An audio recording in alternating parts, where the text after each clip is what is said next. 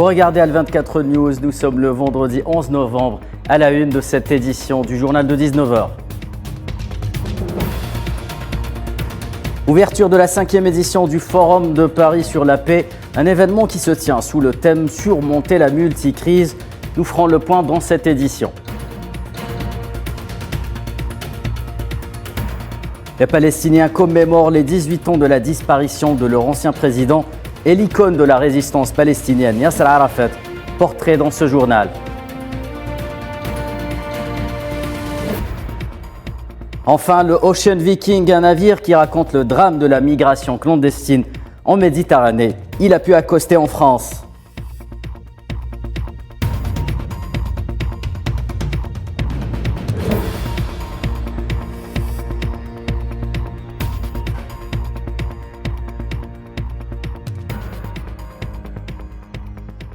Ouverture de la 5e édition du Forum de Paris sur la paix. Le coup d'envoi a été donné par la reine Rania de Jordanie, une rencontre qui réunit pendant 2 jours quelques 4000 acteurs de la gouvernance mondiale, à l'image du nouveau président de gauche de Colombie, Gustavo Petro.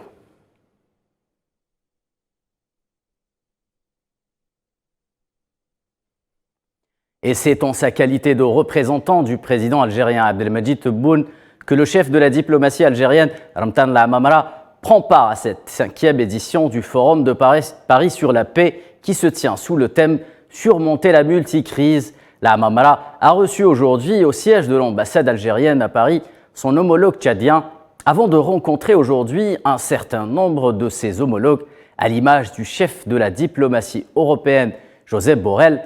Lamamra a également tenu des rencontres bilatérales avec ses homologues des Pays-Bas, de la Norvège, du Sénégal et du Rwanda.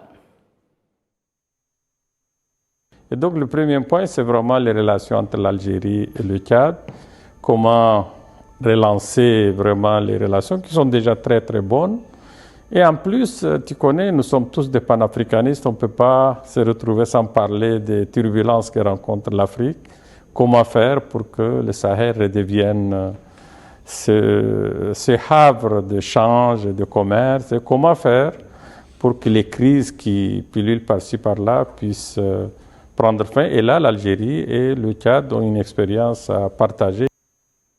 Et parallèlement à cet événement, le vice-ministre russe des Affaires étrangères, Mikhail Bogdanov, a affirmé que son pays entretient d'excellentes relations avec l'Algérie.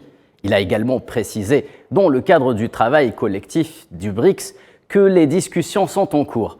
Bogdanov qui a déclaré, je cite, « Nous saluons le désir de nos partenaires partageant les mêmes idées de se joindre au travail des formats tels que les BRICS et l'OCS où nous travaillons activement. » Fin de citation.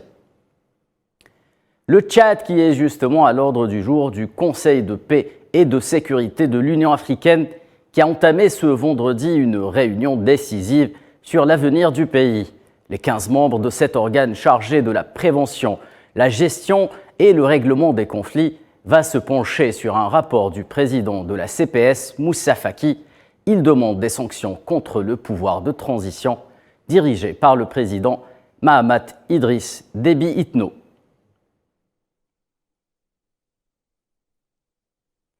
En Guinée, une rencontre a eu lieu hier entre le Premier ministre et les principaux partis politiques guinéens à la capitale Conakry.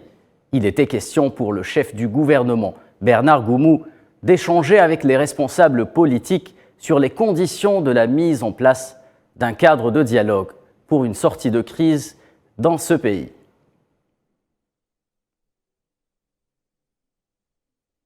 Et pas de répit pour les mouvements de contestation sociale au Maroc qui gagnent cette fois-ci les écoles. La Fédération marocaine de l'enseignement a annoncé une grève générale au niveau national pour le secteur de l'éducation et de l'enseignement les 16 et 17 novembre prochains.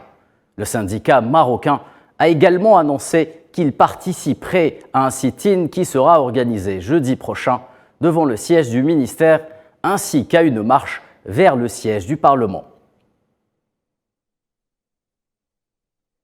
Et à noter qu'en marge de ces événements, l'Association marocaine des droits de l'homme a une nouvelle fois contesté la politique de normalisation des relations entre le régime du Merzen et l'entité sioniste.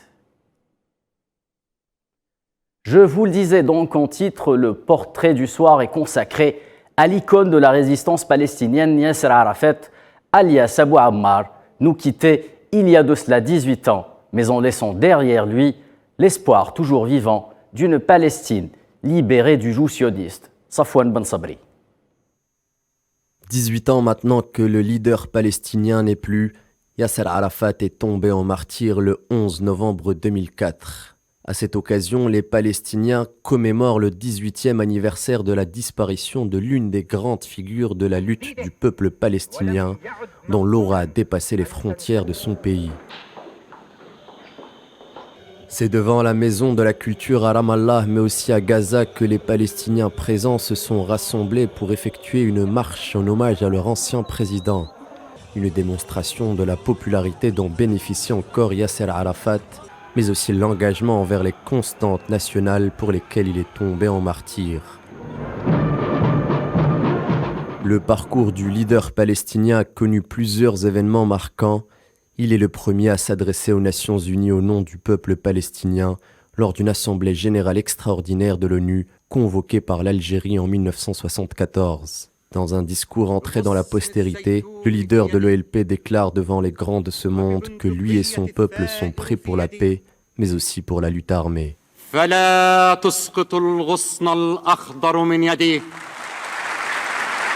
En 1988, c'est encore lui qui proclame la création de l'État palestinien devant le Conseil national palestinien réuni à Alger pour l'occasion.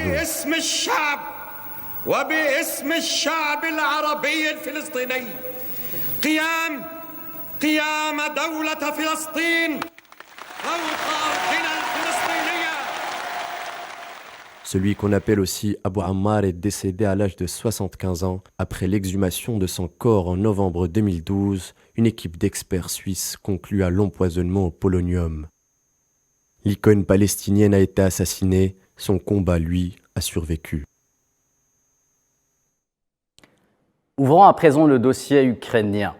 Dans une nouvelle déclaration au sujet du conflit, le Kremlin considère toujours que la totalité de la région de Kherson et sa capitale éponyme appartiennent à la Russie, et ce en dépit du retrait des troupes russes de la rive droite du fleuve Dniepr. En direction de Kherson aujourd'hui à 5 heures de Moscou, le redéploiement des unités de soldats russes sur la rive gauche du fleuve Dniepr a été achevé. Toujours d'actualité, les répercussions du conflit en Ukraine sur la situation économique en Europe pourraient mener tout droit à la récession. Une récession que Bruxelles dit anticiper et revoir en hausse. L'UE, la zone euro et la plupart des pays membres devraient plonger en récession au dernier trimestre de cette année, a prédit l'exécutif bruxellois dans un communiqué. Et sans transition Méditerranée, le navire Ocean Viking a finalement accosté sur les côtes françaises à Toulon avec à son bord 230 migrants dont 57 enfants. Ils seront placés dans une zone d'attente, un nouveau chapitre sur l'immigration clandestine qui survient en plein débat parlementaire en France sur un projet de loi visant à réformer les procédures d'asile. Les détails avec Souhila Akilal. Après 3 semaines d'errance et d'incertitude, le navire humanitaire Ocean Viking a accosté à 8h50 ce matin au port militaire de Toulon dans le sud de la France, avec à son bord les 230 migrants secourus en Méditerranée. Après le refus de l'Italie d'accueillir le navire affrété par l'ONG SOS Méditerranée, les autorités françaises, en partenariat avec la Fédération internationale de la Croix-Rouge, ont finalement accepté d'accueillir le navire en vertu, je cite, d'un devoir d'humanité et à titre exceptionnel. L'annonce a été faite jeudi par le ministre français de l'Intérieur, Gérald Darmanin. 9 autres pays européens se sont également engagés à accueillir les 2/3 des 230 migrants recueillis par l'Ocean Viking. Selon Darmanin, la Croatie, la Roumanie, la Bulgarie, la Lituanie, Malte, le Portugal, le Luxembourg et l'Irlande accueilleront ces migrants au nom de la solidarité européenne. L'Allemagne, à elle seule, devrait accueillir plus de 80 personnes. Le ministre français de l'Intérieur a précisé que les réfugiés qui seront autorisés à fouler le sol français sont ceux qui sont éligibles à l'asile. Les autres seront reconduits dans leur pays d'origine. Les passagers de l'Ocean Viking sont bangladais, érythréens, syriens, égyptiens, pakistanais, maliens, soudanais et guinéens. Leur arrivée en France crispe particulièrement à l'extrême droite, qui a crié au laxisme par la voix de Marine Le Pen, tandis que la gauche et les écologistes ont salué une décision digne des valeurs de la France. Et en réaction à l'annonce par Paris de mesures de rétorsion envers Rome en raison de son refus d'accueillir le navire, la chef du gouvernement italien Giorgia Meloni a dénoncé une réaction française agressive, incompréhensible et injustifiée. Je vous propose d'écouter sa déclaration. J'ai été très marquée par la réaction agressive du gouvernement français qui, de mon point de vue, est incompréhensible et injustifiée.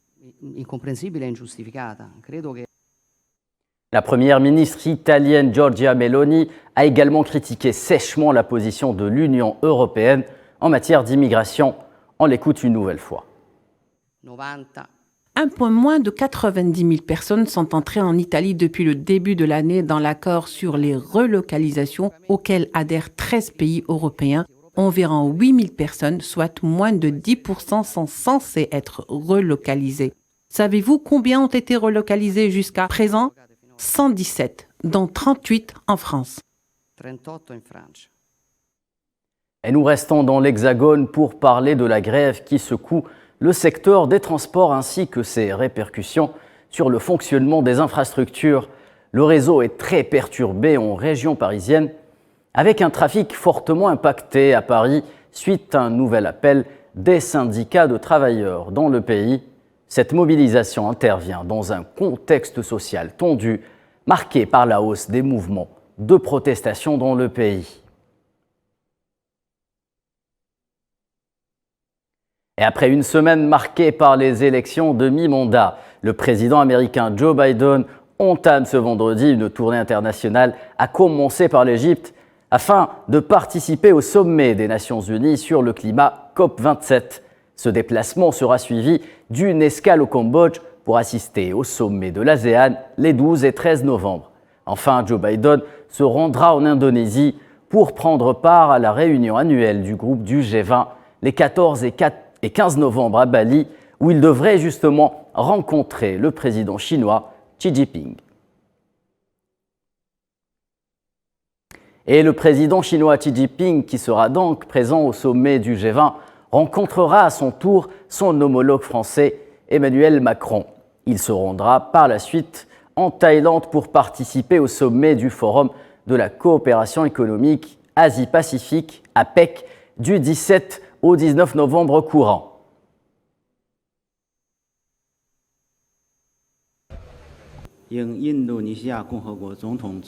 Suite à l'invitation du président Joko Widodo de la République d'Indonésie, le président Xi Jinping participera au 17e sommet du G20 à Bali, en Indonésie, du 14 au 17 novembre.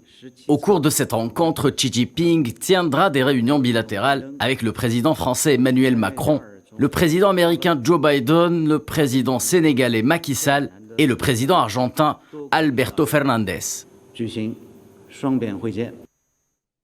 Un calendrier diplomatique assez dense en Asie en ce mois de novembre donc, avec le sommet annuel de l'ASEAN qui s'ouvre à Phnom Penh au Cambodge.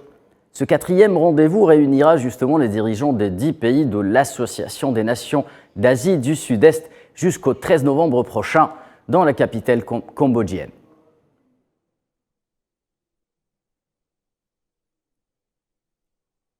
C'est la fin de ce 19h. Merci de nous avoir suivis. Excellente fin de programme sur Al24 News.